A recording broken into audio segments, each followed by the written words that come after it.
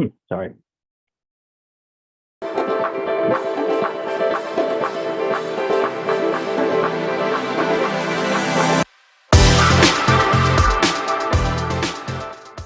Welcome to Nasdaq Trade Talks. I'm Jill Malandrino, Global Markets Reporter at Nasdaq. Joining me for the segment, we have Rob Battista, Senior Vice President at Vestmark Advisory Solutions, to discuss how investors are using mutual funds, ETFs, and SMAs, as well as the future of personalized investing strategies. Rob, it's great to have you with us. Welcome to Trade Talks. Hi, Jill. Thank you for having me. You got it. What types of personalized investing strategies are prevalent today? Well, Jill, personalized investing has been available to the ultra high net worth investor, the family office, and institutions for quite some time, but it's been significantly less prevalent among the mass affluent or the retail investor. So wealth management firms and their financial advisors are constantly managing a balance between scaling their business and offering clients the personalized solutions that they desire. Clients are increasingly demanding hyper-personalized experiences in all aspects of their life, and we're seeing businesses across many industries, not just financial services, evolving to scale personalization to capture market share. This isn't a surprise, I guess, to practitioners who are interacting directly with clients, but customizations within retail size accounts are challenging and costly, which is why many wealth managers are still searching for their solve to personalization that fits their business model. But to your question, really today, clients are receiving customized portfolios. They're largely managed manually by their financial advisors, who can adjust for concentrated exposures, desired style tilts, and managing to specific goals like generating a certain threshold of income, for example. Advisors also seek to manage clients' tax liabilities with periodic and manual tax loss harvesting. But there are many challenges with scale. Opportunities are often lost in this framework. While the approach can largely accommodate investor preferences for now, it comes at a huge cost to financial advisors' practice, with their most valuable resource, of course, being their time.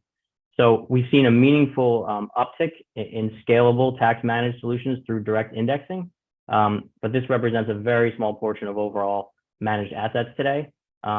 There's also a growing set of investors who want to express their personal values in their portfolios, and this can be done in a variety of ways, although it's a challenging exercise because each investor has their own unique set of values that may not align with what a particular advisor or asset manager defines as ESG.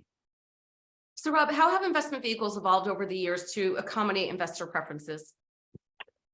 Very good question. It's evolved quite a bit. Really ETFs have been the most meaningful development that's enabled the average investor to more easily align their investments with their personal preferences. Since the first ETF was created 30 years ago, there's been an evolution in product that has made almost any investment theme you can think of available for purchase as a single ticker. There's more than 3,000 ETFs on the NYSE, and while there are a few obvious leaders who have dominated the broad market, there are many ETF providers who offer a wide variety of thematically constructed or style tilted options, both active and passive. So ETFs have obviously been a huge disruptor to traditional asset management, and active tilts that used to be viewed as a source of alpha are now available as low-cost beta, essentially. There's an ocean of options out there, and while they may align with investor preferences, they are not truly customizable given their structure as a pooled asset vehicle. So then we take a look at SMAs. SMAs have also been around for a long time, and they really are the superior structure for enabling personalization. By owning the individual securities and establishing your own tax lots, there's a lot that can be done to tailor both on the values-based side and the tax management front as well. But one challenge historically with SMAs when it comes to personalization is that asset managers are typically one step removed from the clients with an intermediary in between. And the customizations at the account level can be quite burdensome, and often managers are unwilling to accommodate. So what we've seen within SMAs over the last 10 years, there's been a major shift where SMAs that were previously implemented by the managers themselves have moved to a model delivery framework driven by pressures to scale and bring down costs to investors. So model delivery has done great things to bring down costs and accelerate the growth of SMAs, but many wealth managers are seeking to address the biggest downside of models, which is that they are, rigid and often feel off the shelf. So really the growth and popularity of direct indexing is the direct result of this evolution. So we've embraced and generally accepted SMAs as a good vehicle, but now we need to take it a bit further and understand how we can continue to grow that personalization and scale it. Right. I'll also add Nasdaq has a robust ETF listings service as well. So Rob, what do you see as the best way for advisors to meet investor demand for personalized investing strategies? Another good question. So in my opinion, we need to take the framework of direct indexing and meet clients where they are today. So, there are many definitions of direct indexing in the industry, but I think what we most importantly need to think about it as a custom SMA or even UMA rather than an index itself, right? Once you've built the framework to scale customizations at the account level, we shouldn't be limited to passive indexes. Investors should be able to work with their advisor to build a blended portfolio of active and passive strategies that are combined in a single account and collectively tax managed and customized.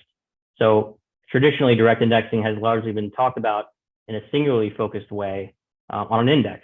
Take the S&P 500, for example. But I think anyone would agree that, or be willing to bet that if investors are seeking customizations like values and tax management, they would like it over their entire portfolio, not just their U.S. large cap exposure. And finally, Rob, in the last minute here, what's next in the evolution of investment vehicles and personalization strategies?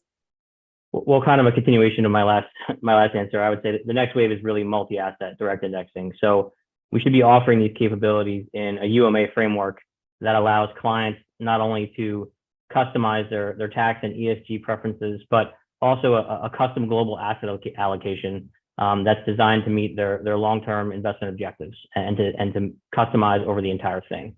And this is the piece that we're really the most excited about at Vestmark. We've been around 20 plus years and are known as an industry leader in UMA technology. We work with 6 of the top 10 managed account providers in the industry. So we really have the scale to do this, but we've also been supporting direct indexing for more than 10 years, as we have several of the top direct indexing managers running their business on our technology.